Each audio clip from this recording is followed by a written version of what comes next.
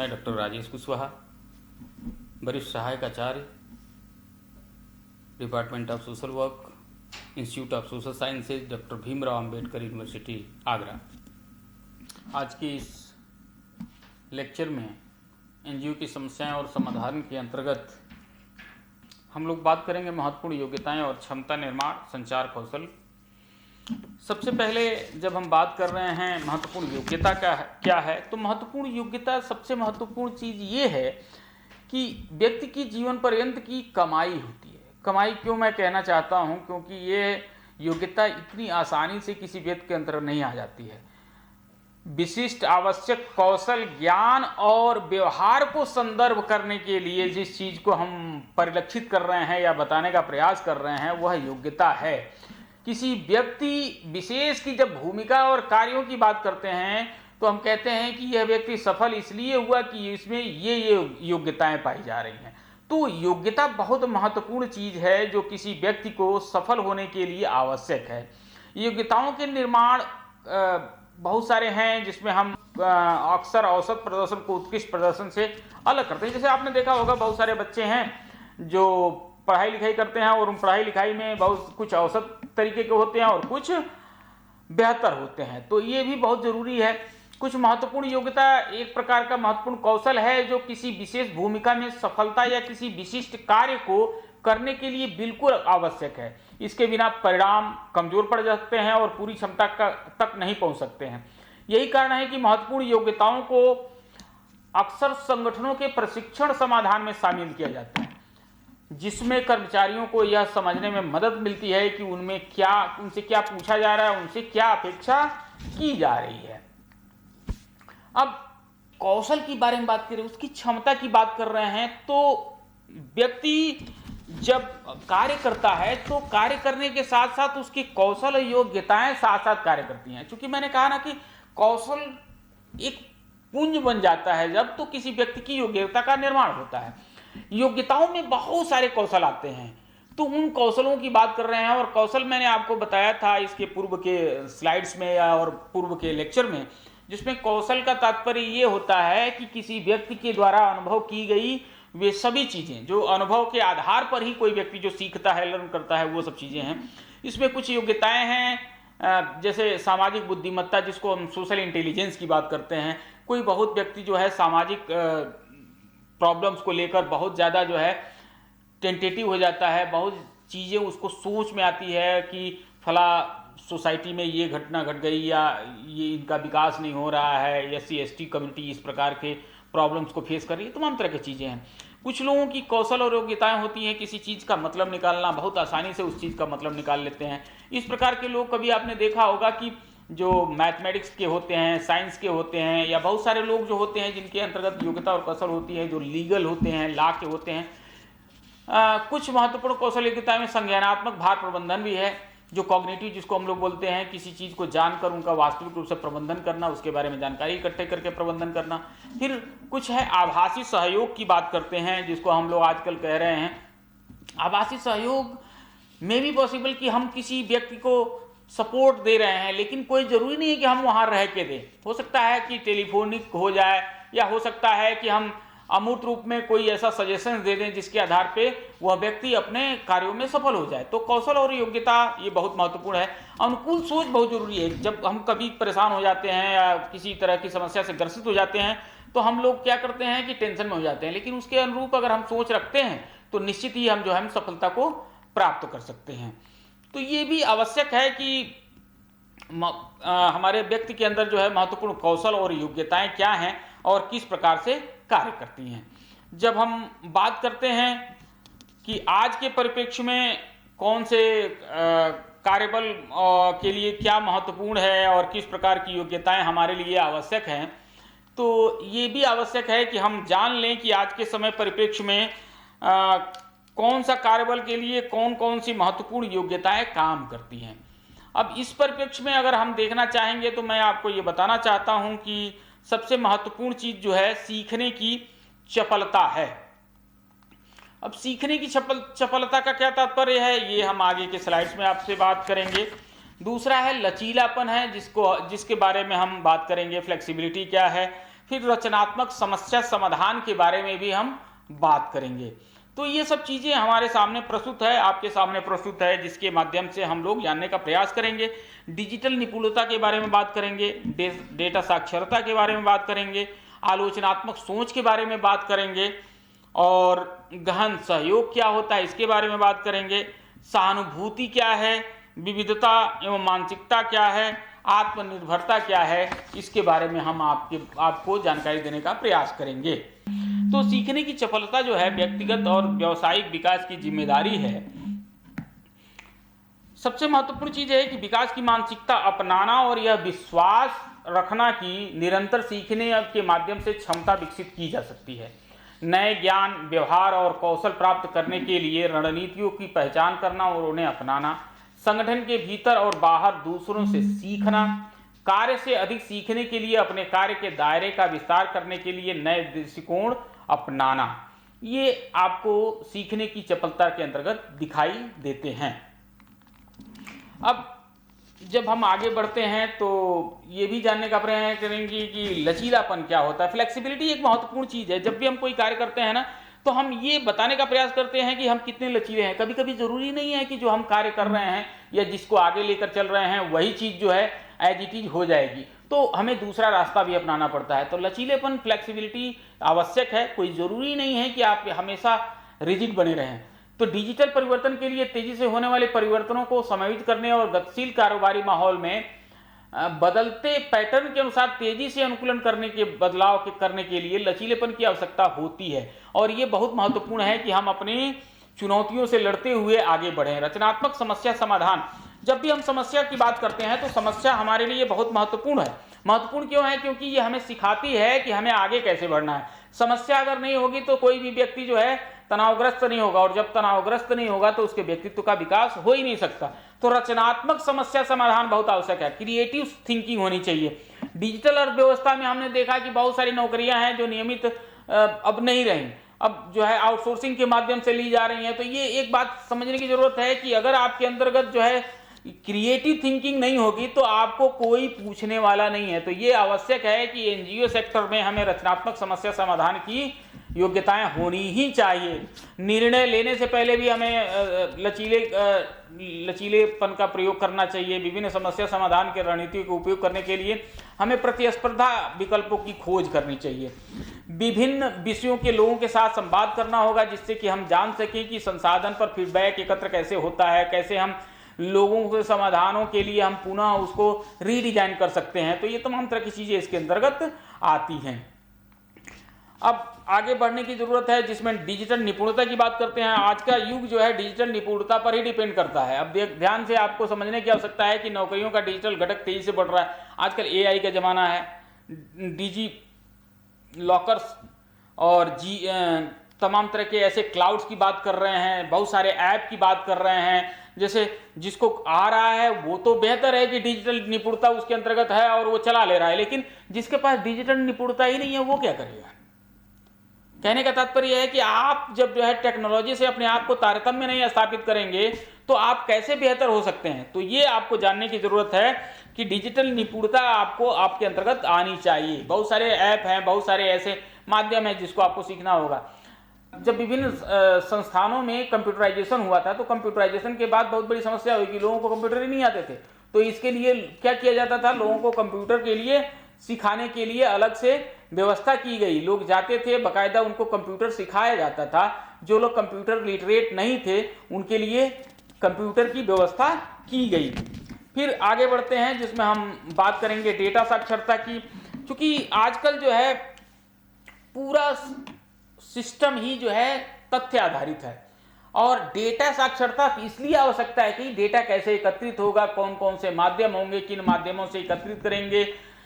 बहुत सारी ऐसे संगठन हैं जो आपके डेटा के आधार पे एनालिसिस करके, इंटरप्रिटेशन करके आपको रिपोर्ट देते हैं, उसके लिए बहुत मोटी रकम भी लेते हैं। तो ये आवश्यक है कि आपके अंतर्गत जो है ऐसी योग्यता हो जो डेटा से संबंधित हो, जो डेटा को संचालन कर सके, डेटा का उचित परीक्षण करे, डेटा का जो है बेहतर तरीके से उपयोग कर सके।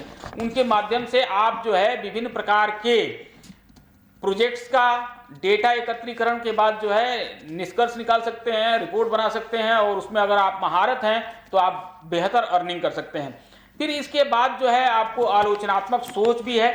आलोचना केवल निगेटिव सेंस की नहीं है, आलोचना जो है पॉजिटिव भी होना चाहिए। जैसे आजकल देख रहे हैं एआई का बहुत ज़्यादा जमाना आ गया है, बहुत सारी चीज़ें जो है रटा रटाए जवाब आपको मिल जाते हैं, लेकिन क्या वास्तव में ये सब चीज़ें हमारे लिए बेहतर हैं? क्या हम अपने मन मस्तिष्क को आगे नहीं बढ़ा सकते हैं? क्या हम और बेहतर नहीं कर सकते हैं? तो आलोचना अपनी भी करिए और जो हमारे पास लाभ हैं, अवसर हैं, उनकी भी कीजिए कि हम उनका कैसे हम प्रयोग कर लेंगे।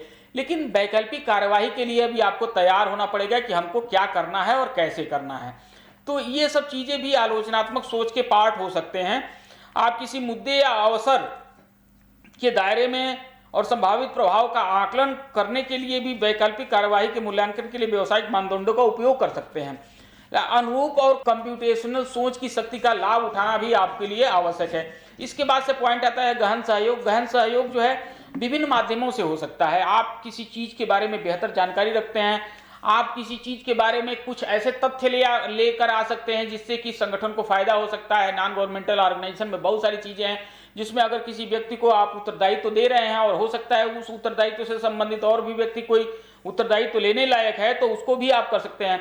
आजकल देख रहे हैं नवाचार का बहुत ज्यादा बोलबाला हो गया है और इसी के संदर्भ में परियोजनाएं भी लागू हो रही हैं। तो ये ध्यान रखना होगा कि हमको संगठन की संरचना, उसकी संस्कृति और विभिन्न शक्ति समूहों के बारे में भी जानकारी होनी चाहिए। उद्देश्यों की प्राप्ति के लिए आंतरिक एवं बाह्य स्तर पर गठबंधन बनाना हमको पड़ेगा।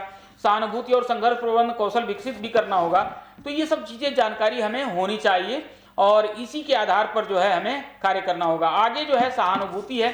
देखिए समाज कार्य में सहानुभूति को हम बहुत पॉजिटिवली नहीं मानते, लेकिन जब हम नॉन गवर्नमेंटल ऑर्गेनाइजेशन की बात करते हैं तो हम कहते हैं कि जो भी हमारा क्लाइंट है, जो कर्मचारी है, उसकी अपेक्षाएं और मांगे लगातार बढ़ती रहती हैं। लेकिन सहानुभूति जो क्लाइंट है, केंद्रितता और प्रभावी कार्य संबंधों की जड़ में बनी हुई है। सहानुभूति रखने का अर्थ है विश्लेषणात्मक, रचनात्मक और पुनरावृत्तीय प्रक्रिया अपनाने की क्षमता रखना जिससे वांछित परिणाम प्राप्त हो सके। अब विश्लेषणात्मक का मतलब है किसी भी चीज के एनालिसिस कर सकें, आप विश्लेषण कर सकें और क्रिएटिव होना चाहिए। पुनरावृत्तीय प्रक्रिया अपनाने की क्षमता है कि किसी चीज को बार बार करें और बेहतर करने का प्रयास करें। विभिन्न विषयों में दूसरों के साथ संवाद करना, काम करना, अन्य लोगों के भावनाओं को देखना और स्वीकार करना तथा दूसरों को समझने और उनके साथ प्रभावी ढंग से काम करने के लिए सक्रिय रूप से सुनना ये भी आवश्यक है। भावनात्मक प्रतिक्रिया से बचना। कभी कभी ऐसा होता है कि हम लोग किसी व्यक्ति के साथ जुड़ते हैं और हम क्या करते हैं कि हमारी भावनात्मक लगाव ज्यादा हो जाता है तो वो निगेटिव सेंस में चला जाता है। ये हमको ध्यान रखना चाहिए। फिर आता है हमारे पास जो है विविधता एवं मानसिकता की बात करते हैं। विविधता एवं मानसिकता बहुत महत्वपूर्ण है। नवाचार विचारों और अनुभवों की विविधता से आता है। जब हम बात कर रहे हैं आजकल नई नई चीजें सीखने को मिल रही हैं, इनोवेटिव आइडियाज हमारे पास आ रहे हैं। लेकिन इनोवेटिव आइडियाज तो तभी आएंगे जब आप विभिन्न चीजों से रूबरू होंगे, विभिन्न चीजों को जानेंगे। जब तक आप सीखेंगे नहीं, आपकी मानसिकता में वो चीजें नहीं आएंगी, तब तक आप अपने अंदर चेंजेस भी नहीं ला सकते। तो ये बहुत जरूरी है और इसके अंतर्गत जो है विविधता के प्रति जागरूकता और खुलापन बनाए रखना चाहिए। हमको मतभेदों को समायोजित करने और विभिन्न दृष्टिकोणों के प्रति सम्मान व्यक्त करने के महत्व को आत्मसात करना होगा हमें। और लास्ट पॉइंट है आत्मनिर्भरता। आत्मनिर्भरता बहुत महत्वपूर्ण है क्योंकि कोई व्यक्ति अगर सेल्फ डिपेंडेंट होता है तो उसको जो है बहुत सारी चीजें के लिए दूसरे पे डिपेंड होने की आवश्यकता नहीं है। हमने देखा कि हमारे पास कोविड-19 में जो है वैश्विक महामारी ने बहुत सारी चीजों को परेशान करके रख दिया। तो हम जब बात कर रहे थे तो हम आत्मनिर्भरता, अब देखिए ना एक नया शब्द है या बहुत दिनों से आपने सुना, एंटरप्रेन्योरशिप की बात कर रहे हैं, उद्यमशीलता की बात कर रहे हैं। सरकार भी चाहती है, समाज भी चाहता है कि व्यक्ति एंटरप्रेन्योर बन जाए, आत्मनिर्भर बन जाए। अब देखिए आत्मनिर्भरता, सेल्फ डिपेंडेंसी की जब हम बात करते हैं ना तो ये बहुत महत्वपूर्ण है। लेकिन ये योग्यता है और योग्यता अकेली नहीं है, इसके साथ बहुत सारी चीजें जुड़ती हैं, तब आप आत्मनिर्भर बनते हैं। इसके अंतर्गत कुछ चीजें आती हैं जिसमें वांछित परिणामों और व्यावसायिक परिणामों पर हमको ध्यान देना होता है कि हम जो चाहते हैं और व्यावसायिक जो उसके परिणाम है उसके अंतर्गत हैं या नहीं है, अलग अलग हैं या उसके अंतर्गत समाहित है। कुछ चुनौतीपूर्ण लक्ष्य निर्धारित करना और उन्हें प्राप्त करना, टीम सेटिंग में आपसी अपेक्षाओं को परिभाषित करना, दायित्वों की पूर्ति हेतु सुनिश्चित करने के लिए कार्यवाही भी करना। तो ये बहुत जरूरी है कि हम इस प्रकार की चीजों को ध्यान में रखते हुए कार्य करें। व्यक्तिगत प्रदर्शन मानकों को भी ध्यान में रखते हुए हमें आगे बढ़ने की जरूरत है, उनको परिभाषित करने की जरूरत है और हमारी व्यावसायिक आवश्यकताओं के मानकों को संशोधित करना, उसको हम हो सकता है छोटा भी कर सकते हैं, हो सकता है हम बड़ा भी कर सकते हैं। क्यों? हमारे अंदर अगर वो योग्यता है तभी हम कर सकते हैं, अदरवाइज नहीं कर सकते हैं। बाधाओं या कठिनाइयों के बावजूद परिणाम प्राप्त करने के लिए संसाधन संपन्न होना और पहल करना। मैंने आपको ये बताने का प्रयास किया कि जब भी व्यक्ति साधन संपन्न होगा तभी जो है वो आत्मनिर्भर हो सकता है, और आत्मनिर्भरता जो है इतनी आसानी से आती नहीं है। इसके बाद जो है हम आपको बताने का प्रयास कर रहे हैं, जिसमें आपके सामने जो है क्षमता निर्माण क्या है और क्षमता निर्माण के बारे में अन्य चीजों के बारे में हम अध्ययन करेंगे। मूल रूप से अगर हम देखते हैं तो क्षमता निर्माण एक सहभागी प्रक्रिया है। क्षमता निर्माण का मतलब है कैपेसिटी बिल्डिंग, जिसको हम लोग बोलते हैं। और क्षमता निर्माण जो है, किसी व्यक्ति में अगर क्षमता नहीं है तो उसका निर्माण किया जा सकता है। कैसे किया जा सकता है? वो प्रशिक्षण के माध्यम से किया जा सकता है, वो विभिन्न प्रकार के टेक्निकल प्रोग्रामों के माध्यम से किया जा सकता है। उसके ऊपर डिपेंड करता है कि वह व्यक्ति कितना बेहतर तरीके से अपने आप को सुधार करना चाहता है। उसके अंदर कोई क्वालिटी अगर कम है तो उस क्वालिटी को अडॉप्ट करने का प्रयास कर रहा है कि नहीं कर रहा। कभी कभी हम परिणामों को देखकर भी हम अपनी क्षमता का निर्माण करते हैं। हो सकता है कि आपको बहुत अच्छी अंग्रेजी नहीं आती हो सकता है बहुत अच्छा आपको हिंदी नहीं आता है, लेकिन आपकी क्षमता के निर्माण, आपको क्षमता निर्माण करना है तो आपको एडिशनल वैल्यू आपको जानना होगा और बेहतर तरीके से आपको डील करना होगा। जब आप देखेंगे ना कि क्षमता निर्माण में आपके अंतर्गत आपकी पर्सनालिटी में क्या क्या कमियां हैं, उनको दूर करने का जब प्रयास करेंगे तब आपको लगेगा कि हाँ ये चीजें हैं और उनको हमें दूर करना चाहिए। क्षमता निर्माण की कुछ आवश्यकताएं होती हैं और उन आवश्यकताओं को आपको पूरा करना होता है। जैसे स्थानीय स्वशासन के पदाधिकारियों को पदभार ग्रहण करते हैं, उनकी भूमिका, जिम्मेदारी और कार्यक्षेत्र के बारे में जानकारी देना। अब यहाँ पर आपको एक बात मैं आपको बताना चाहता हूँ कि स्थानीय स्वशासन के पदाधिकारियों को पदभार ग्रहण करने ही उनकी भूमिका, जिम्मेदारी और कार्यक्षेत्र के बारे में जानकारी देना। ध्यान रखिए, जब भी कैपेसिटी बिल्डिंग की हम बात करते हैं तो कैपेसिटी बिल्डिंग जो है किस लिए? क्योंकि आपके अंदर योग्यता है ना, उस योग्यता को आपको प्रदर्शित करना। हो सकता है कि आपके अंदर कोई योग्यता ना हो, तो इसीलिए कहा जाता है कि जब भी आप गवर्नेंस, गुड गवर्नेंस की बात करते हैं, उसमें जो पदाधिकारी होते हैं उनकी क्षमता जब देखते हैं ना तो उन क्षमता के अनुसार पद दिए जाते हैं और पद के अनुरूप वो कार्य करते हैं। तो जब पद के अनुरूप कार्य करते हैं, अगर कहीं उसमें कमी दिखती है तो हो सकता है कि उसकी क्षमता के लिए अलग से कुछ व्यवस्था की जा सकती है। अब हो सकता है कि वो कौशल ना हो या योग्यता ना हो, तो उसके लिए अलग से उनको ट्रेनिंग सेशन कराया जा सकता है। निर्वाचित प्रतिनिधियों और पदाधिकारियों को गरीबों की समस्याओं के प्रति संवेदनशील बनाना और स्थानीय स्वशासन को उनकी जरूरतों के प्रति अधिक संवेदनशील बनाना है। तो ये जो है आपकी क्षमता निर्माण में ये सब चीजें जुड़ती हैं। जब भी हम क्षमता निर्माण की बात करते हैं तो देश के पदाधिकारियों और निर्वाचित प्रतिनिधियों की निरंतर और सतत आधार पर प्रशिक्षण देने के लिए पेशेवर प्रशिक्षकों, संसाधन, व्यक्तियों के विकास के लिए हम सोचते हैं। स्थानीय स्वशासन की क्षमता के बारे में मीडिया और अन्य संगठनों को संवेदनशील बनाना होता है। इन सब चीजों को ध्यान में रखते हुए कुछ रणनीतियां हैं जो क्षमता निर्माण के लिए होती हैं, जिसमें धीरे धीरे विस्तार की बात करते हैं। हम ध्यान रखिए कि जब हम क्षमता निर्माण करते हैं तो ये एक दिन का कार्य नहीं है।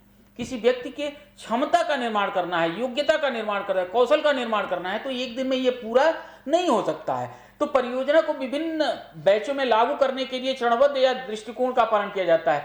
धीरे धीरे हम एक स्टेप बाय स्टेप बढ़ने का प्रयास करते हैं। एक प्रोसेस हुआ, फिर दूसरा प्रोसेस हुआ, धीरे धीरे विस्तार करते हैं जिससे कि व्यक्ति के अंदर जो है क्षमता का निर्माण हो सके। अनुभवात्मक अधिगम की बात करते हैं। जब लर्निंग की जब हम बात करते हैं तो लर्निंग में जो है एक्सपीरियंस लर्निंग बहुत महत्वपूर्ण होती है, क्योंकि आपने करके सीखा है, और जब करके सीखा है तो वो चीजें आपके अंतर्गत बनी रहेंगी, जीवन पर्यंत बनी रहेंगी, और वो चीजें जो हैं भविष्य में आपके काम आएंगी और योग्यता और क्षमता का निर्माण कर लेंगी। ये ध्यान रखिएगा, योग्यता जो है विभिन्न कौशलों का परिणाम होता है। तो जब क्षमता निर्माण की बात कर रहे हैं तो ये बहुत महत्वपूर्ण है कि आपका जो है क्षमता जो है किस लेवल पर होनी चाहिए और कौन सी रणनीतियां आप अपनाएंगे। इसके बाद जो है हम देखते हैं तो हमारे पास स्थानीय स्तर पर क्षमताओं का आंतरिकीकरण होना चाहिए। परियोजना बीपीआरसी सदस्य होते हैं, तमाम तरह के एसएचजी और ईएजी सदस्यों की क्षमता निर्माण पर निवेश करेगी ताकि सामुदायिक संगठनों को अपनी आजीविका मामलों का प्रबंधन स्वयं करने के लिए सशक्त बनाया जाए। देखिए, स्वयं में सशक्त बनाना ये क्षमता का निर्माण है। जब व्यक्ति स्वयं सशक्त होता है तो अपनी क्षमता से आगे बढ़कर प्रदर्शित करता है अपनी योग्यता को। तो ये सब ध्यान में रखने की आवश्यकता है। इसके बाद से कुछ कार्य हैं जो क्षमता निर्माण एजेंसियां होती हैं, उनके कुछ कार्य होते हैं और वो कार्य जो है आपके सामने प्रस्तुत है, जिसमें क्षमता निर्माण कैलेंडर, शेड्यूल, फीडबैक आदि विकसित करें। VIP और COM पर आधारित प्रशिक्षण मॉड्यूल विकसित करें, प्रशिक्षण पद्धति और उसका उपकरण विकसित करें, संसाधन व्यक्तियों और संसाधन संस्थानों का डेटाबेस बनाएं और उन्हें परियोजना के क्षमता निर्माण कार्यक्रमों के लिए उपलब्ध कराने के लिए नेटवर्क बनाएं। ये तमाम तरह के प्रमुख कार्य हैं जिन कार्यों को आपको ध्यान में रखते हुए आगे बढ़ना होता है, सोचना होता है। इसके आगे जो है आप देख रहे हैं परिचयात्मक एक्सपोजर, दौरे और व्यवहारिक प्रशिक्षण। अब आप देखिए ना, जब भी हम एजेंसियों की बात करते हैं जो क्षमता निर्माण के संबंध में कार्य कर रही हैं, तो उनका बहुत महत्वपूर्ण योगदान ये होता है कि वो हर एक परिस्थिति का अवलोकन करते हुए कार्य करती हैं कि व्यक्ति के अंतर्गत कौन सी क्षमता है, कैसे डेवलप हो सकती है, कौन कौन सी कॉग्निटिव बिहेवियर में क्या क्या चेंजेस हो सकते हैं। तो ये सब चीज़ें इसके अंतर्गत आती हैं। तो ये चीज़ों को आपको ध्यान से देखना होगा कि हम क्षमता निर्माण करते समय एजेंसियाँ क्या क्या कर सकती हैं, कैसे कर सकती हैं। फिर इसके आगे जब हम बढ़ते हैं तो क्षमता निर्माण के कुछ सिद्धांत होते हैं, उन सिद्धांतों के बारे में हम बात करते हैं। इसके लिए सबसे महत्वपूर्ण सिद्धांत यह है कि किसी भी चीज को कार्य करने के लिए जल्दीबाजी नहीं करनी चाहिए। क्षमता निर्माण एक दिन का कार्य नहीं है, तो हमको बहुत ज्यादा जो है पेशेंस रख के कार्य करना होगा। फिर कुछ मूल्य प्रणालियों का सम्मान करना होगा और उसको आत्मसम्मान को बढ़ावा देना होगा, तभी हम कर सकते हैं। देखिए मैं मानता हूं कि किसी व्यक्ति के अंतर्गत आंतरिक क्षमता ऐसी नहीं होगी कि बहुत ज्यादा डेवलप कर जाए, लेकिन उसके लिए हमें प्रयास तो करना होगा। स्थानीय और वैश्विक स्तर पर हमको देखना होगा कि स्कैन करना होगा कि हमें हमारे अंदर क्या कमी है, क्या चीजें हैं, क्या कौन सी चीजों को हम अपना पा रहे हैं, ये सब चीजें हमें करना होगा। फिर नई क्षमताएं जो हैं बनाने के बजाय मौजूदा क्षमताओं पर निर्माण करें। हम जैसे ना बहुत सारी चीजें हम नहीं सीख सकते हैं, तो जो चीजें हमारे अंदर उसी को हम क्यों नहीं और डेवलप कर रहे हैं, तो ये भी बहुत आवश्यक है। कठिन परिस्थितियों में भी लगे रहना, हमको आगे बढ़ने के लिए कठिन परिस्थितियों में भी लगे रहना चाहिए। बाहरी इनपुट को राष्ट्रीय प्राथमिकताओं के आधार पर भी हमको काम करना चाहिए। इसके बाद जो है आप देख सकते हैं कि क्षमता निर्माण प्रयासों की निगरानी और मूल्यांकन कैसे किया जा सकता है। तो एनजीओ आमतौर पर बहुत सारी चीजें हैं जो उनका निगरानी कर सकती हैं, मूल्यांकन कर सकती हैं। दानदाताओं के प्रति बहुत सारे सरकारी गैर सरकारी समुदायों और लाभार्थियों के प्रति भी जवाबदेह होते हैं। तो जब क्षमता निर्माण के प्रयासों की निगरानी कैसे हो, मूल्यांकन कैसे हो, तो ये जो संस्था किसी व्यक्ति की क्षमता निर्माण के लिए उत्तरदायी है, तो वो समय समय पर उनसे कुछ ऐसे प्रश्न पूछे, उनसे बात करे जिससे कि उनका मूल्यांकन किया जा सके। अब इसके आगे बढ़ते हैं और इसी परिप्रेक्ष्य में हम संचार के बारे में बात करेंगे। और संचार एक महत्वपूर्ण चीज है। किसी व्यक्ति के लिए संचार उतना ही आवश्यक है जितना कि उसका व्यक्तित्व। संचार व्यक्तित्व को प्रदर्शित करता है। तो संचार शब्द की उत्पत्ति के बारे में बात करें तो कम्युनिकेट शब्द या कम्युनिकेशन शब्द इसका अर्थ होता है प्रदान करना, भाग लेना, साझा करना, सामान्य बनाना। साझा करने की भावना का संचार में मूल अर्थ में निहित होता है। ये लुइस ए एलन के अनुसार उनकी एक परिभाषा है, उसको शायद आप बेहतर समझ सकते हैं, मुझे समझाने की जरूरत नहीं है। अब संचार के प्रकार हैं जिसमें आप देख सकते हैं कि मौखिक संचार होता है और गैर मौखिक होता है। तो मौखिक संचार में जो मुख से बोला जा सके, जो बात की जा सके वो होता है, और जो लिखित और अन्य प्रकार के संचार होते हैं वो गैर में होते हैं। एक पारंपरिक संचार होता है, पारस्परिक संचार होता है जो एक दूसरे के म्यूचुअल होता है। अंतर्वैयक्तिक भी होता है जिसको इंट्रा और इंटर की बात करते हैं, इसके अंतर्गत भी होता है। तो इसको भी आप देख सकते हैं, बेहतर जानने की जरूरत तो नहीं है, लेकिन हाँ इसके संचार की प्रक्रिया के बारे में हम बात कर लेते हैं। महत्वपूर्ण यह है कि संचार की प्रक्रिया में सबसे महत्वपूर्ण तथ्य क्या है, वो व्यक्ति क्या है, वो है प्रेषक। जो व्यक्ति जो किसी चीज को या संचार को देना चाहता है, अपना संदेश दिया, संदेश को जो है एक यंत्र के माध्यम से एनकोडिंग हो गई, इनकोडिंग के माध्यम से हम पहुंचते हैं पुनः प्राप्तकर्ता के पास, प्राप्तकर्ता के पास पहुंच गया, उसने डिकोड किया और डिकोड करने के बाद फीडबैक दिया। फीडबैक के बाद नॉइज भी आ सकती है, मे भी पॉसिबल कि नॉइज जो है आपके द्वारा दिए गए प्रत्युत्तर में कुछ बाधा उत्पन्न करे, तो हो सकता है 100% जो है कम्युनिकेशन न हो। तो फीडबैक देखिए संचार की प्रक्रिया में प्रेषक और प्रेषक के पास जब तक जो है फीडबैक नहीं पहुंच जाए संचार की प्रक्रिया पूर्ण नहीं होती है। तो ये संचार की प्रक्रिया है जिसमें हम आपको बहुत सारी चीजें हैं, प्रेषक है, संदेश है, इनकोडिंग कैसे की जा सके, इनकोडिंग क्या होती है, माध्यम क्या है, प्राप्तकर्ता क्या है। तो ये तमाम तरह की चीजें जो है संचार की प्रक्रिया में दी गई हैं। तो इसको आप देख सकते हैं, फीडबैक है, फिर शोर है, तो ये भी चीजें इसके अंतर्गत समाहित हैं। तो आप समझ सकते हैं संचार में कुछ बाधाएं होती हैं जो भाषागत बाधाएं होती हैं। कभी भाषा या शब्दजाल के कारण जो है हम लोग गलतफहमी के शिकार हो जाते हैं। कुछ भौतिक होती हैं जिसमें तकनीकी समस्याएं आ जाती हैं। भावनात्मक बाधाएं, क्रोध या भय के अनुसार जो है अपनी भावनाएं हम प्रकट नहीं कर पाते हैं। सांस्कृतिक बाधाएं भी होती हैं जो विभिन्न संस्कृति पृष्ठभूमि के कारण अशाब्दिक संकेतों या संदेशों की गलत व्याख्या कर सकती हैं। फिर आप संचार के महत्व के बारे में हम बात करेंगे। संचार का महत्व, चूंकि जब हम बात कर रहे हैं संचार में बाधाएं, तो संचार के महत्व को भी जानना आवश्यक है। जब संचार के महत्व को जानेंगे तो हम बताएंगे कि संचार जो है समाज में सबसे प्रभावी है। प्रभावी इसलिए कि कोई भी व्यक्ति अपना संदेश देता है तो उसमें ये दिखाता है कि मैंने ये कहा, आपको करना है और इस प्रकार से करना है। प्रभावी संचार प्रबंधकों को या किसी भी व्यक्ति को, संगठन को जो है आगे बढ़ाने का काम करता है।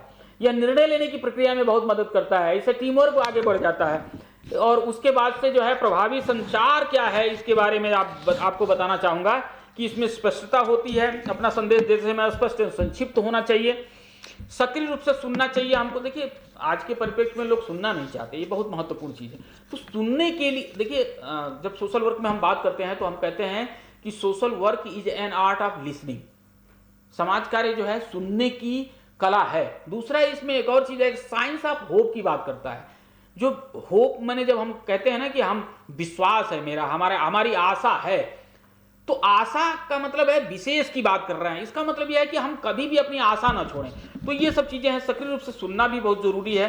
खुली शारीरिक भाषा, जब भी हम किसी चीज से बात कर रहे हैं या कोई बात करना चाहते हैं तो हमारा फिजिकल जेस्चर कैसा होना चाहिए, हम बात करते समय हाव भाव क्या रखते हैं, सामने वाले को क्या प्रतिक्रिया देते हैं, कैसे प्रतिक्रिया देते हैं, हम पॉजिटिव देते हैं, निगेटिव देते हैं, ये इसके अंतर्गत आता है। प्रतिक्रिया की समझ की पुष्टि के लिए प्रतिक्रिया देते हैं। कभी कभी ऐसा होता है कि हम किसी व्यक्ति को ऐसे ही कोई प्रतिक्रिया देते हैं, लेकिन ये गलत है। प्रतिक्रिया देते समय हमें बहुत ध्यान रखना होता है कि हम किस प्रकार से किस व्यक्ति को प्रतिक्रिया दे रहे हैं। संचार की विशेषताओं के अंतर्गत बहुत सारे संचार की विशेषताएं हैं जिसको आप जो यहाँ पर देख रहे हैं, तो ये आप ध्यान से देखेंगे कि इसमें दो व्यक्ति कम से कम शामिल होते हैं। ये दो तरफा प्रक्रिया होती है, मतलब हम या आप, दो लोग होंगे तभी होंगे। और दो तरफा मतलब आप भी कुछ बोलेंगे, हम भी बोलेंगे, तभी ये पूर्ण होता है। संचार का एक उद्देश्य होता है, बिना उद्देश्य के कोई संचार हो ही नहीं सकता। संचार का एक स्वरूप भी होता है और उसी स्वरूप के तहत हम कार्य करते हैं, जिसमें हमने अभी बताया, जिसमें मौखिक हो सकता है, लिखित हो सकता है, सिंबॉलिक हो सकता है, तमाम तरह के संचार हो सकते हैं। संचार का एक पर्टिकुलर दायरा भी होता है कि कैसे, कहां पर, संगठन का है, नॉन संगठनिक है, तमाम तरह की चीजों में है। संचार औपचारिक या अनौपचारिक भी हो सकता है, ये भी मैंने आपको बताने का प्रयास किया। संचार शब्दों से कहीं बढ़कर है। कभी कभी फिजिकल जेस्चर्स के आधार पर सिंबॉलिक भी होता है। जैसे आपने देखा कि आप किसी रास्ते से जा रहे हैं, वहां पे लाल बत्ती जल गई तो आपको रुकना पड़ेगा, ये संचार है, ये जो है सिंबॉलिक है। तो इस चीज को आपको समझना होगा। कुछ रिटन में ही संचार नहीं हो सकता या बोल के ही नहीं हो सकता, आपको सिंबॉलिकली रूप में कुछ दिखाकर, ऑडियो विजुअल हो सकता है, विजुअल हो सकता है, तमाम तरह के संचार होते हैं। संचार में तो मीडिया का रोल बहुत ज्यादा है, तो आपको ये बात ध्यान रखना है। आपने देखा होगा कि बच्चे को आप देखते हैं तो मुस्कुरा देते हैं, और जब मुस्कुराते हैं तो बच्चा भी मुस्कुरा देता है। कुछ बोली, कोई आपने कम्युनिकेट किया ही नहीं, कुछ बातचीत किया ही नहीं, लेकिन सिंबॉलिकली जो है वह बच्चा जो है बेहतर तरीके से आपको समझा और वो भी रिप्लाई क्या किया, मुस्कुराहट से। तो ये बहुत महत्वपूर्ण है। संचार का प्राथमिक उद्देश्य प्रतिक्रिया को प्रेरित करना है। तो ये भी आपको जानने की जरूरत है कि हम जब बात करते हैं तो आगे बढ़ते हुए हमें बात करनी चाहिए। इसका मतलब यह है कि जब भी हम संचार की विशेषताओं की बात करते हैं तो ये हमेशा जो है प्राथमिक उद्देश्य प्रतिक्रिया को प्रेरित करना चाहिए, हमेशा आगे बढ़कर जो है प्राथमिक उद्देश्य को प्राप्त करना चाहिए।